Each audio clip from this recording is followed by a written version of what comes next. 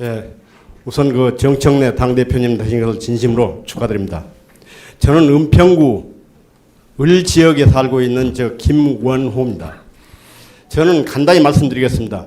우리 그 87년 체제 이후에 지금 그 대한민국 최초로 정권 교체가 돼가지고 이번에 이재명 정부와 제4기 민주정부가 지금 출범했습니다. 그래서 당원 주권 시대에 우리 그 교육이 많이 미약합니다. 우리 당원들한테 김대중, 노무현, 문재인, 이재명에 대한 장단점을 조그만 소책자로 만들어서라도 말입니다. 정말로 이 김대중, 노무현 이분들의 역할로 인해 가지고 오늘날 대한민국이 민주주의가 탄탄하게 이루어졌고 성공을 했다고 생각합니다. 그래서 그런 점에서 우리 당원 100만 당원들에게 정말로 바쁘고 힘들지만은 주말이나 이런 때를 통해 가지고 진정된 교육을 시켜 가지고 좀 이런 내용들이 많이 확산이 돼 가지고 보수 정부 지금 그 아주 엉망진창인데 이런 분들한테까지 좀 흡수가 되게끔 했으면 하는 이런 말씀을 올립니다. 감사합니다. 네. 아주 좋은 말씀이고요. 지난번 윤석열 파면 이후에 헌법을 핸드북으로 만들어서 가지고 계시죠? 지금 말씀하신 부분을 핸드북으로 한번 만들겠습니다. 당에서 핸드북으로 만들어서 당원들이 항상 이렇게 보고 있어요. 예를 들면 김대중 대통령의 업적, 노무현 대통령의 업적, 문재인 대통령의 업적, 그리고 이재명 대통령 시대의 주요 정책. 예를 들면 이런 겁니다. 세계 경제 포럼이라고 있어요. WEF라고 거기서 국가 경쟁력 지수를 발표합니다. 노무현 정부 5년차 때 11등을 했습니다. 전 세계 국가에서 대한민국이 11등. 이명박 때 24등을 했습니다. 그리고 박근혜 때 26등을 했거든요. 이걸 잘 모릅니다, 국민들이. 그리고 문재인 대통령 되자마자 13등으로 올라갔습니다. 그리고 코로나 때문에 국가경쟁력 지수를 그때 이제 발표를 못 했는데요. 그런 게 그냥 우리가 그냥 자화자찬하는 것이 아니라 세계 유명한 권위 있는 기구에서 발표하는 거거든요. 이제 그런 것도 자부심일 수 있지 않습니까? 그리고 노무현 대통령 때 실제로 국방비 진출을 많이 했습니다. 진보 정권 민주정부는 국방에 약하다. 그게 아닙니다. 그렇게 되고요.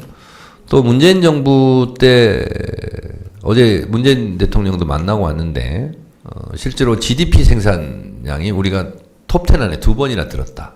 뭐 이런 얘기 하신 것 같고, 그리고 교역량, 무역량 이것이 우리 뒤에 이태리가 있은 적이 있습니다. 6.2 안팎을 한 적도 있고, 그리고 무역 수지 같은 경우도 그런데 윤석열 정부 들어서 무역 수지가 북한보다 못한 뒤에 밀리는 이런 경우도 있지 않습니까? 그래서 이런 우리 정부 대통령 때 이룩했던 그런 업적들을 우리가 좀 알 필요가 있지 않습니까? 실제로 우리가 경제도 잘했고 외교안보 국방도 잘했는데 그런 부분에 대해서 핸드북을 좀 만들어서 당원들한테 배포해서 나름대로 하는 게 좋겠다. 그래서 이건 지금 들은 아이디어입니다. 핸드북을 만들자. 네. 그런 생각이 들고요. 제가 또 당대표 되자마자 사무총장에게 세 가지를 지시했습니다. 하나는 당원 콘서트 준비위원회를 만들어라.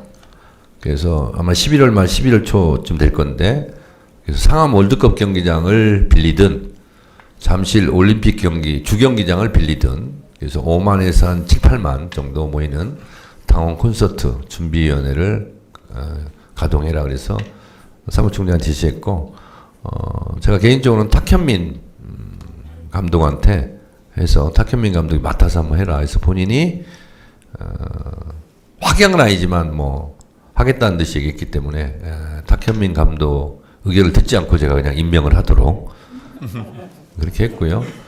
그 다음에 이제 평당원 지명직 최고위원 선발 절차 이것도 제가 지시를 했고요. 그리고 내년 지방선거를 우리가 압승을 해야 되는 것이 굉장히 큰 목표이기 때문에 지방선거를 어떻게 이길 것인가. 그래서 지방선거 기획단을 구성해라. 지금 구성 중에 있습니다. 그런 것을 지금 하고 있습니다. 그래서 그리고 이제 제가 당원주권정당 얘기를 하면서 여러 가지 아이디어도 있고 얘기를 했는데 원하시는 분들한테는 당원증을 만들어서 이게 우리 있잖아요. 무슨 뭐 파란 띠 같은 걸로 해서 이렇게 막 하고 다니는 것처럼 나는 민주당원이다 이렇게 해서 자부심을 느낄 수 있도록 당원증도 그래서 뭐 당사 들어올 때도 탁 그 당원증 되면 착 열리고 뭐 이런 거 있잖아요. 좀 예? 있어요? 예. 예. 어디요? 서울시장에서 서울시당. 당원증 배포하고 있습니다. 예. 예. 아, 좋네요. 예. 그래서 예. 예.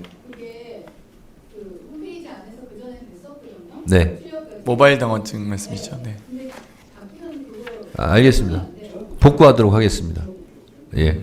그렇게 하고요. 그리고 하여튼 저는 제가 당대표 재임 기간에는 웬만한 것은 당원들한테 좀 많이 물어보려고 그럽니다. 어떻게 했으면 좋겠냐고.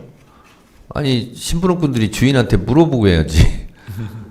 자기들 멋대로 하면 되겠습니까? 그래서 그런 것도 잘 하겠다라는 말씀드리고. 그 당원주권정당 특별위원회 어떻게 할 건지 대략 좀 말씀해 주세요.